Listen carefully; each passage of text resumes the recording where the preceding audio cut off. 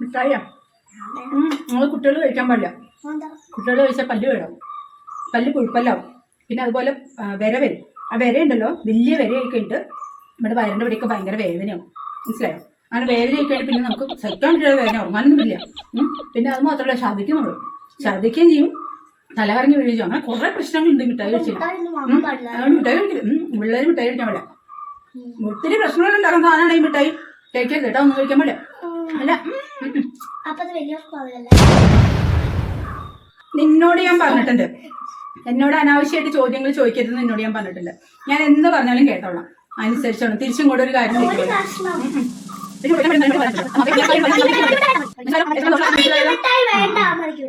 മിഠായി കഴിക്കാൻ പറ്റില്ല. ആയിക്കോട്ടെ.